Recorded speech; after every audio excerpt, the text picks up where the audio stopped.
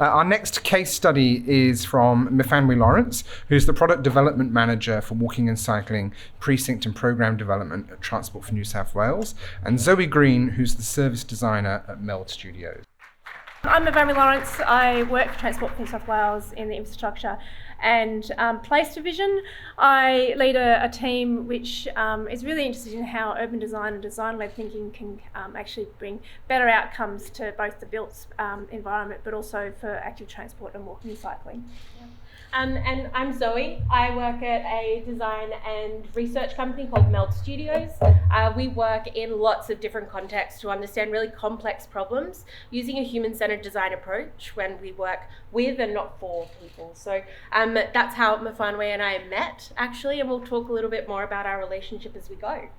And I'll learn how to use this as well. Okay, so we thought we might get exactly what Safe Active Streets, which is where we're starting with the end in mind and actually defining what our conclusion, I suppose, was from our human-centered design research.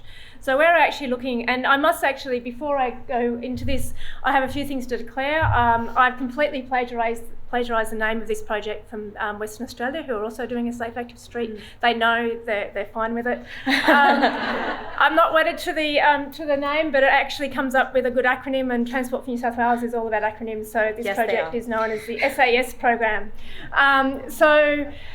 Look, Safe Active Streets is not new. It's, you can call it a bike boulevard, you can call it a play street, you can call it many things. It's actually, what we're actually trying to look at is low speed environments, low volume environments where we can have streets which people feel comfortable to walk through, particularly children. And there's also a level of parental trust that kids can actually use this environment to make their way to school or places which they are actually important to them. What we are trying to, that we'll talk about during our talk, the approach that is different on this project is the fact that we want to take a customer-centred design approach to actually have the residents of these streets well embedded in the actual design and actually what we want the outcomes to be. And again, Western Australia has Perth has had some really great success in that customer-led design approach. So totally. We are actually building on Western Australia's great work. Okay, this slide is to get your attention. And really it's also to get your attention to say, we really do want to talk about a process. And it was great to hear Lucy's talk where she said she spent a lot of time talking about an idea. We are in the talking phase. We have a great idea and we want to take it forward. And what we're going to set out is the process that we've done so far and how you actually build resilience through that process and how you keep going and try and make that good idea into a thing. Because at the moment we have a great idea and we want to make it into a thing. It's not quite there. So hopefully we can have a thing as successful as the Healthy Streets project in the UK. So exactly. So I want to give a little bit of theory first. Who's heard of human-centered design? Yeah. It's a great, I think a lot of people now know, and I think the thing that I loved about Myfanwy, she once said to me, I've been doing this my whole career, but now I just have this term. Like I can call it human-centered design or customer-centered design. What it really is about though, it's about putting people at the center and it's about the humans. We are all humans. We need to remember that at times. It's hard because we're all so shit, but we really are just humans. So we need to remember it. And it's about solving the right problem. It's not about putting ourselves into solution mode, but it's really about understanding the complexity and the nuance and the messy noodle soup that is life. And it's about, within that noodle soup, figuring out all the connections and what's related, what actually is the sense and what is the meaning behind it. So as we do this, it's about engaging people along the way. And in doing that, we really need to ask them about the what. We need to ask them about the when do you do this? And the where. So maybe it's about public transport, and what we're asking them is, so what type of modes do you take and when do you take them and where do you go? That gives us a really nice overview, but it's the why that is really, really important there. If you don't understand the why, you don't understand the intent, you don't understand the motivation. And that is really what is at the core of human-centered design. Why? Constantly asking why and being that really annoying 5-year-old that's just learned that word. So understanding the why gives us confidence that we are investing in the right services at the right time for people that will actually use them, because they've told us that they've used them. They've told us that that's what they want. And so we're actually de-risking a project. The catalyst for the project, now that we've got a bit of an overview of the human-centred design process, was the Integrated Services Plan for Northwest Sydney. So Meld Studios has a long relationship with Transport for New South Wales and Sydney Metro, and we were asked to come in to design a seamless door-to-door experience, transport experience that meets the needs of people living in Northwest Sydney.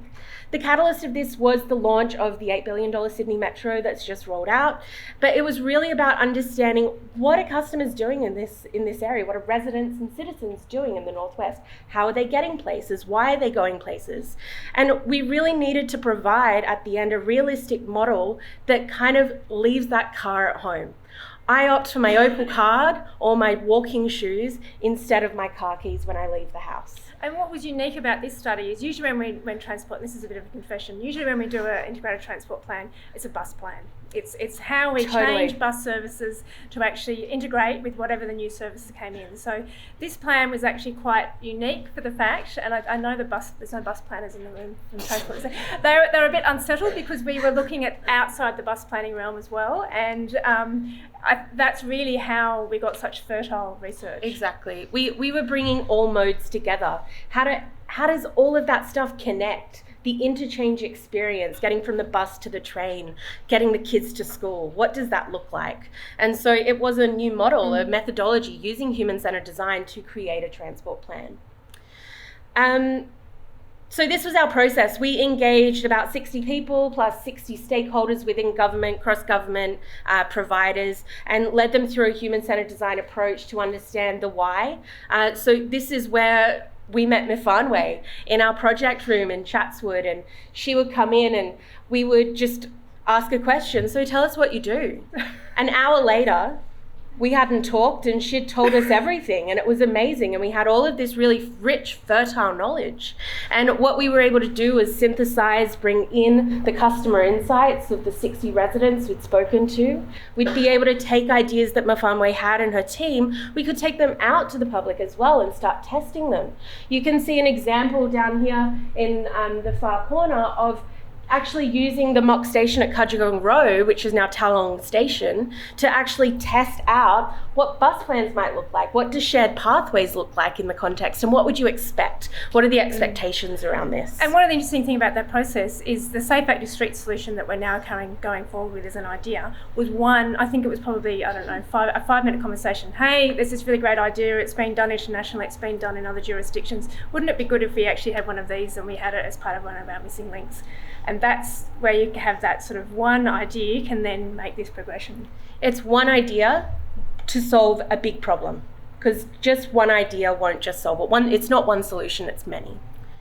And so in doing this, we take this approach of a design process where we really sit in that problem space and understand the complexity, and we go wide and we get everything that we need, and then we come in and we define what that means. And once we've understood the problem, then we define a solution, the many solutions. And this was our process. So it was one. We also had lots of different ideas and concepts around buses and trains and cycling, and what will all of these things look like together?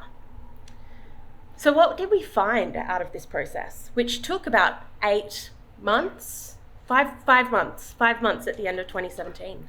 So the really interesting thing from a walking and cycling perspective and from a health perspective is that the key decision-making time for us to determine our entire day's transport choices is actually the return journey home. So it's not when you get out of bed and you leave in the morning, it's what you're doing on your return journey. So who you have to pick up, what other chores you have to do, what time of day it is, whether the services are accessible for you at that time of day, that is the decision point. So what we actually found is, this is an area which has been car dependent for a very long time, has lots of families, they have lots of kids doing extracurricular activities. That end of the day was pretty much mum taxi time. That was time when you had to pick up the kids, you had to take them to all those various different activities, pick them up and take them home. So it's like, okay, so how can we look at that problem differently. How about we try and set up a system where the kids that are actually can travel independently can go and do that travel themselves, and allow parents to go and do another activity which actually mightn't be a mum's taxi trip. It might actually be being able to catch metro, because you have now, you're happy that your kids, and you're confident that your kids can go and do those journeys safely. This is where Safe Active Streets come in. It's like, okay, if we can, and again, through interviews, the missing link in the process was shared paths are okay, dedicated cycle is okay. The place where we're most nervous is those local streets which don't really fit into the current system. Exactly. They don't have passive surveillance. We don't know whether our kids are safe to walk down them because they're just a street. There's no footpaths. It's kind of that space, that forgotten space. Hence, Safe Active Streets. Exactly. And so this was one of the biggest insights that we had out of the research that we'd done. And what that actually helped us to define were customer value propositions for all different modes, including Safe Active Streets. But it let us really explore all the different solutions. What these do is they provide a joined up holistic customer perspective of the experience that they hope to see in the future from Transport for New South Wales. And what we can do is we can then dive in and have a look at what active modes actually looks like more specifically.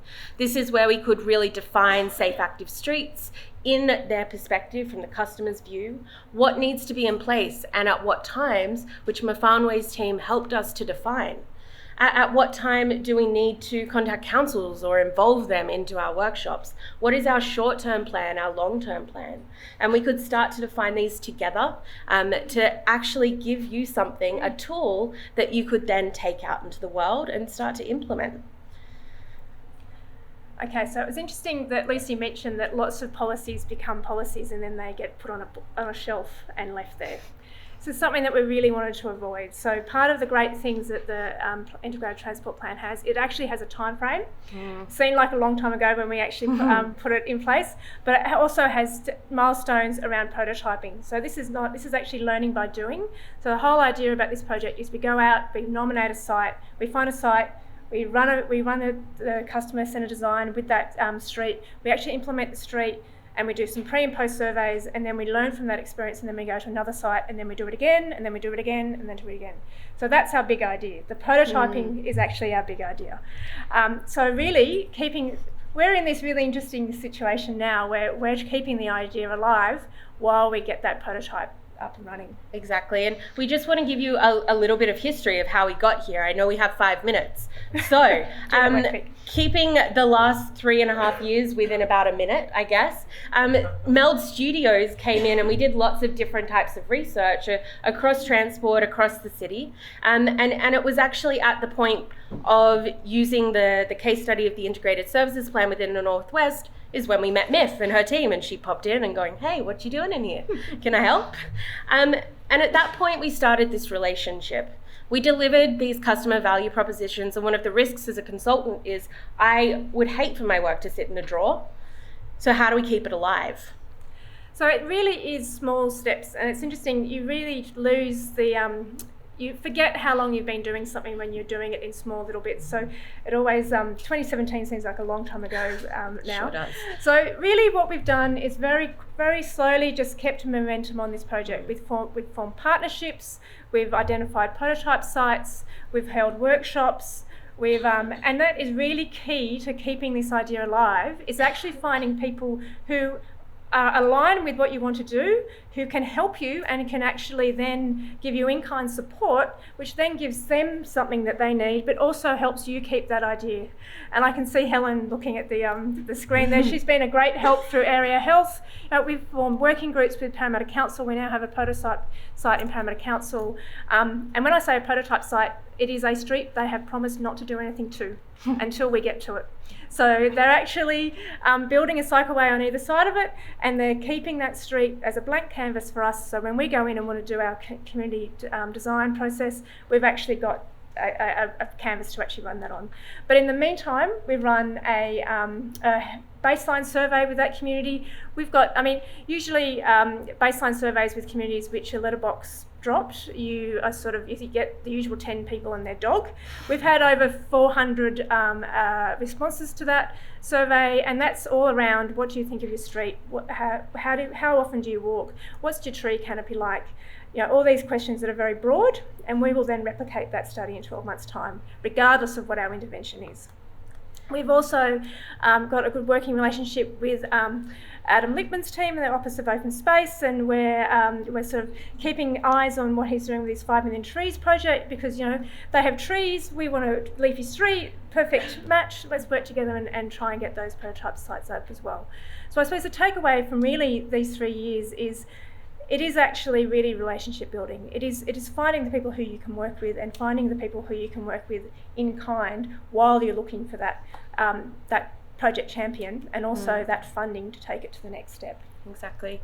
It's a nice segue into what we've learned. What are our key learnings that we take out of this process with Myfanwy reflecting, which has been a really nice process in itself. We're still learning, by the way, always very human.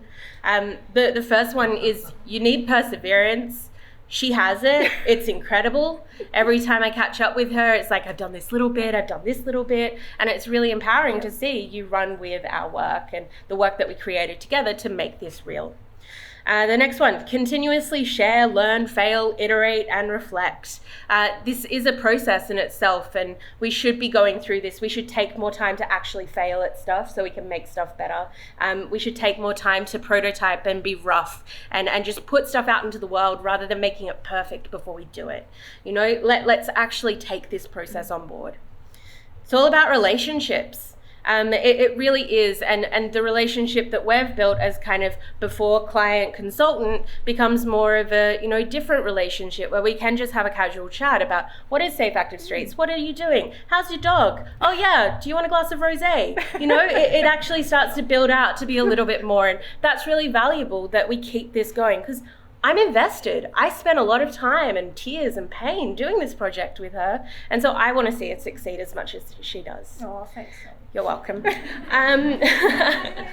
It's about embracing and just trusting the ambiguity of a process and the program of work that you need to do, because it's messy and ugly and grey, and you have to sit in it and unfortunately be okay at those points, which is difficult. We like things to make sense.